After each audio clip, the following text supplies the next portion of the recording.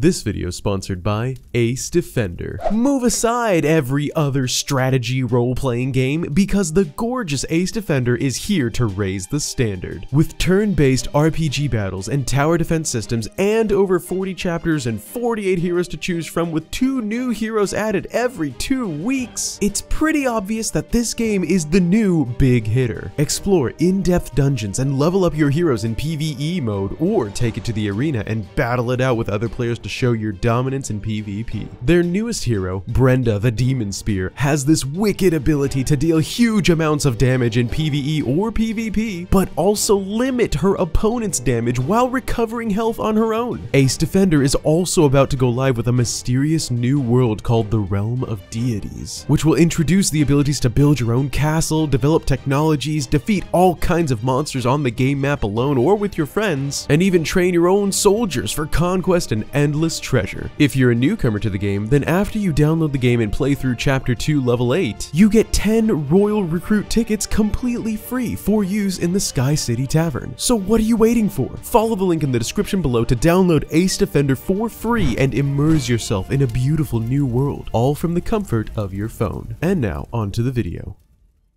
Hey everyone, Bandit here. You remember the Zora from Twilight Princess? You know, the ones that were frozen solid in that ice that you had to smash a giant chunk of molten rock from Death Mountain directly into on top of Zora's bodies in order to melt? No, it wasn't dangerous. It actually worked quite seamlessly and nobody got hurt. Well, nobody except for the Queen of the Zora, but she doesn't count because she had already been killed previously. Which is exactly what I wanted to talk to you about in this video. Why was Queen Rutella murdered? Among other things, but let's start with that question. When we first meet the ghost of Queen Rutella, she explains that she was murdered by the Dark Ones, or the Shadow Beasts, in order to make a statement to her people. And then her people all got frozen solid. And that's literally all we know about her murder. But let me ask you a question. Don't you find it a little bit strange that the Shadow Beasts were so merciless to the Zora of all people? I mean, the beasts themselves are shown to only show up when they're absolutely needed, since they function as Zant's elite warriors. Meaning we only really ever saw them in-game when they were assisting with draining the power of the Light Spirits, or the takeover of Hyrule Castle, or when they were trying to hunt down and stop the Hero of Twilight, which is a pretty high-profile job, going so far as to do things like attack Kakariko Village to lure Link there and then wait for his eventual appearance. They don't really waste any time appearing elsewhere and never pay the Gorons a visit, for instance, yet for some reason they showed up out of nowhere and straight up assassinated the Zora Queen and then proceeded to immobilize the remaining fishes. Kind of a double whammy. The fact that the Shadow Beasts only ever function to directly serve Zant's evil intentions means to me that they follow orders. I think that's pretty easy to believe. So here's the first actual question to answer. Why would Zant order the Shadow Beasts to specifically come and assassinate Queen Rutella? Great question. As a reminder, Zant's will is not entirely his own. He ultimately serves and worships a god that gives him his powers, and that god is Ganondorf. Rewind real quick to the cutscene where Ganondorf is supposed to be executed, but by some divine prank of the gods, he instead survives. Then proceeds to kill one of the sages before being banished to the Twilight Realm, which of course led to Zant's rise to power, but that's neither here nor there. Have you ever taken notice of which sage Ganondorf killed on his execution day? Comparing the symbols of the sages in Twilight Princess with the symbols of the sages in Ocarina of Time, we can deduce that Ganondorf killed the Sage of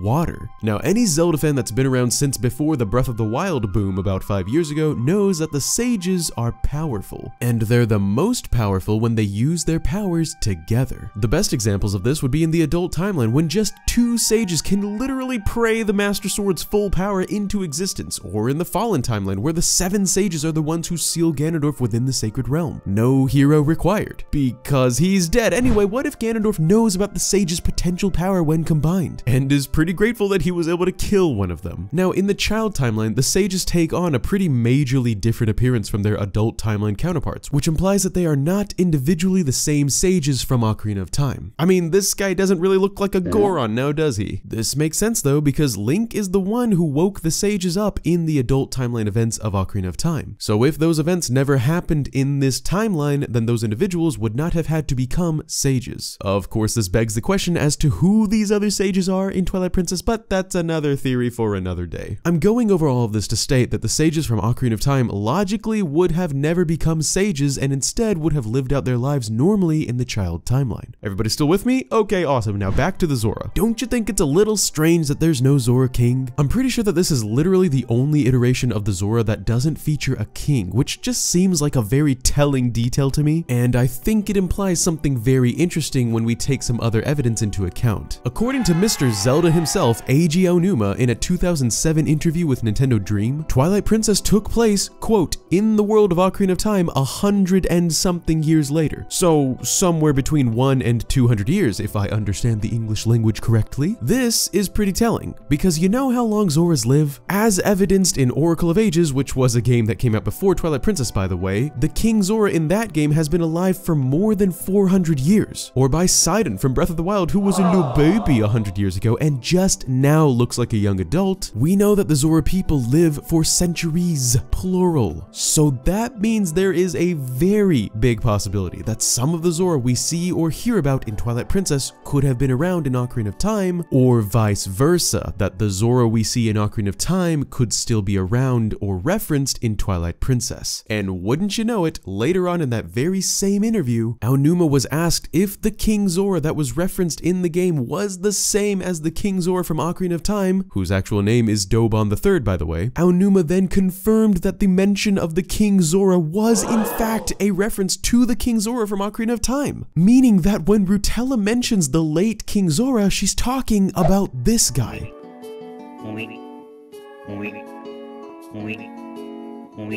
Now things are getting a little bit weird. I mean, Aonuma must have made a mistake, right? If the dead King Zora from Twilight Princess is the same as the King Zora from Ocarina of Time, which does make sense unless two Zora Kings somehow lived and died in the 100 or so years span in between games, which is unlikely, then why didn't we see Rutella, his wife, in Ocarina of Time? Or why don't we see his daughter, Ruto, in Twilight Princess, who wasn't that old in Ocarina of Time and should still be alive? Something smells fishy here, and it's not just the queen.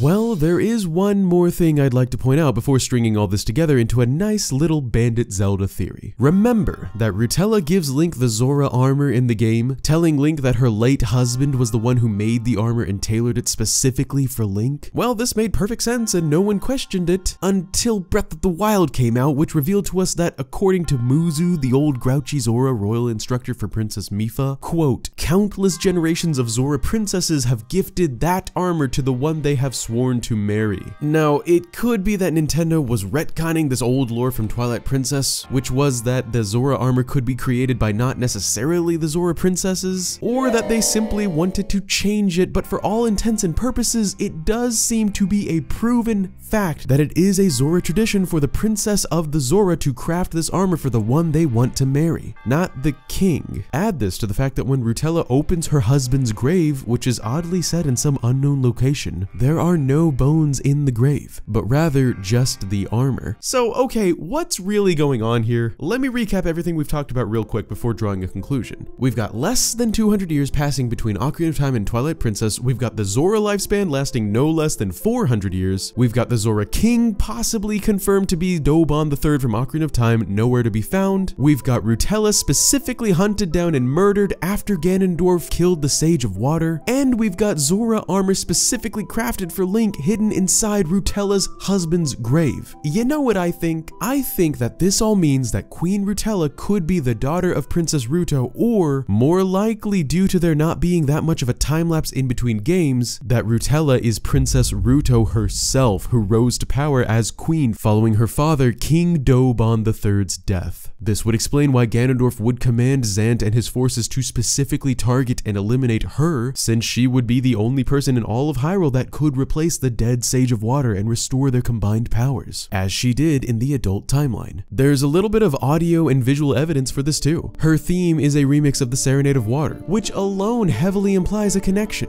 And if you look at her appearance, you'll notice that with her full dress-like fins and wavy hair, if that's what that is, she was designed to look like a more mature, motherly, middle-aged individual. If we take Sidon's aging pattern, which appears to take about 100 years to pass, let's say 50 18 years worth of visual human aging, then 1 to 200 years would mean that a Zora would appear 15 to 30 years older to us, right? Well, since Ruto seems to be about the equivalent of 15 to 16 years old in visual human terms in Ocarina of Time, with the skirt-like fins and short hairstyle, if you want to call whatever that is that, then she should look about 30 to 40 years by the time of Twilight Princess, which is exactly what Rutella was designed to look like. And if you look at her necklace, you'll notice she's wearing what looks to be the Zora Sapphire. The odd thing is, Ruto herself said that she would only give the stone to the man she wanted to marry, calling it the Zora's engagement ring. The fact that she might have it here implies to me that she never actually gave it to anyone, meaning she probably never married, meaning she never actually had a husband, which would mean that she, not her husband, was the one who followed Zora tradition and made the Zora armor for the man she loved, who in this case would be Link. But you might be wondering, how could she love Link if she had never met him? And that's a very good question that doesn't appear to have an answer until you remember an extremely important detail. And that is that if Rutella is Ruto, she's met the Hero of Time before in this timeline. Remember when Link was sent back in time at the end of Ocarina of Time? Well, most people just assume that Link was sent back to before any of his child timeline adventures happened because that's the easiest answer. But that can't be the case. Notice where Zelda sent him back to. He was sent back to the Chamber of the Master Sword,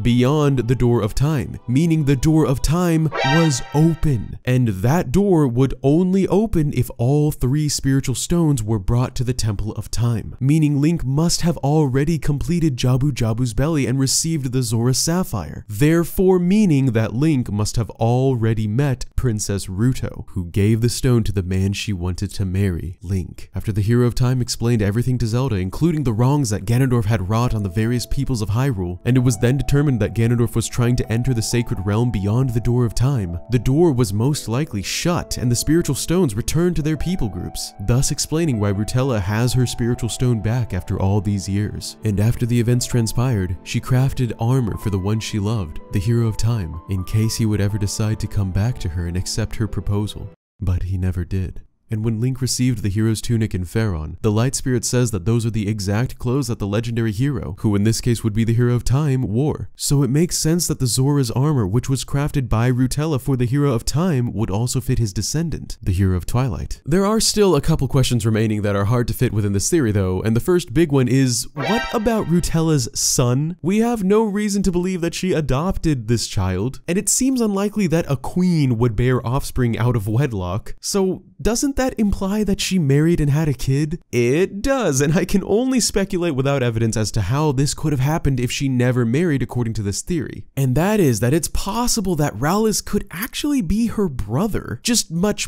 younger than she is. If her father, the king, passed away when her little brother Rallis was still a baby, and if her mother was not in the picture, she might have adopted him and raised him as her own son. If there is a large gap in between the ages of siblings, this does actually happen sometimes in real life, and it's even encouraged since it's still within the same family. It's also worth noting that Rallis never mentions his father, and the symbology of mother and child rock formations in the Zora region implies that his father was never really a part of his life, which could be the case if the king had died when Rallis was very young, leading to potentially his much older sister adopting him as her son, queen and prince. There is also the fact that this idea of sister caring for brother as a mother would a son is somewhat parallel to Mipha and Sidon's relationship in absence of their mother, but I digress. Like I said, I can only speculate as to how Rutella would have a child if she really were Ruto, but explanations can be created. The final question to explain would be, if this is all true, then why would Rutella lie to Link and tell him that her husband crafted the armor? Well, let me answer that by flipping the question. Why should she tell him that she crafted it for his ancestor, especially if the Hero of Time never returned to her to accept it? It's not like Mipha gave her Zora armor to the Hero of the Wilds, since he never showed interest in her. Her father had to give it to him 100 years after her death. Perhaps the answer is simply that she hid this fact because of her own pride. I mean, Ruto was a pretty spunky individual when she was younger, and she might be embarrassed if people found out that she crafted this intricate romantic gesture Zora armor for a Hylian man that never came back to her, same as Mipha. So instead, she decided to place the armor in a hidden grave and claim that her quote-unquote husband crafted it for the hero. But that's that's enough speculation for now. I'll admit this isn't a foolproof theory, at least not yet, but I do definitely think that Rutella is either Ruto herself or her immediate daughter, ultimately because of the short amount of time in between games. But if she were her daughter, then you'd have to answer where Ruto is and who the father is, and that's just a whole other speculative theory in and of itself that's even harder to believe. This has been, of course, just my theory. What did you guys think? Is Rutella actually Ruto, who crafted the Zora armor for the Hero of Time who never came back for her? Or is Rutella the result of some good old Zora lore retconning from Nintendo? Let me know in the comments below. Also, thank you so much for watching. I really enjoyed delving into Twilight Princess again, since it's one of my all-time favorite games. So please consider leaving a like if you also enjoyed this video, and remember to subscribe if you haven't already, because really, you're gonna want to stick around. I make videos about all sorts of amazing franchises, all of which are pretty interesting. Huge thanks, of course, to my bandit crew, and a warm welcome to Lord Omega, who just joined up. If you're interested in doing the same, please check out the join button or Patreon links in the description below. That's all I've got for this one, so as always, I hope you have a wonderful rest of your day. This is Masked Nintendo Bandit, looking forward to seeing you next time, and signing out. Wee.